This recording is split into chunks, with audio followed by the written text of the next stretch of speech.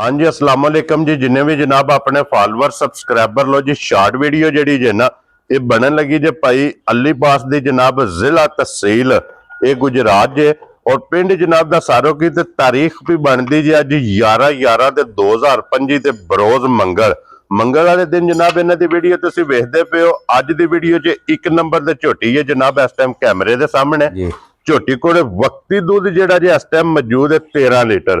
जिस भरा दा दिल करदा आके अपनी जनाब 2 टाइम 3 टाइम 4 टाइम तसल्ली करके फिर झोटी लैके जाए। बाकी वजूद छोटा होगा, लिबास वड्डा माशाल्लाह जनाब। और चोया झोटी दे सिर्फ थन रह जाएंगे इतनियां माशाल्लाह जनाब सालतां वाली तसल्लियां वाली गारंटियां वाली ये झोटी है। मगर ये कट्टा जे मैला शैला सट के जिस भरा नूं पसंद आवे फुल एंड फाइनल प्यार मुहब्बत करके जनाब 4,55,000 आए बंदे दी हल्की जी कदर प्यार मुहब्बत भी जरूर फिर करना हुंदा है ना। हाँ जी जनाब।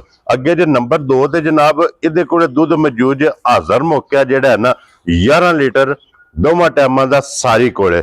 जिस भरा दा दिल करदा आके तसल्ली करे। ये भी मैला शैला सट गई जे मगर इहदे भी जनाब कट्टा जे और इहदी कीमत जे 4,45,000।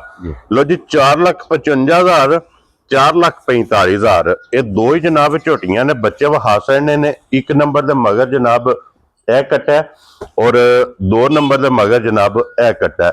अली बास अपना नंबर बोलो जी। 0318 जी 73 35 264। लो जी 0318 73 35 264 जी हाँ। व्हाट्सएप ईमो ते कॉल इहदे ते राबता कर लेना और इसे वीडियो दे नाल इजाजत चाहांगे। इंशाअल्लाह अगली वीडियो दे नाल फिर हाजिर होवांगे। नारा मारना जी, नारे हैदरी।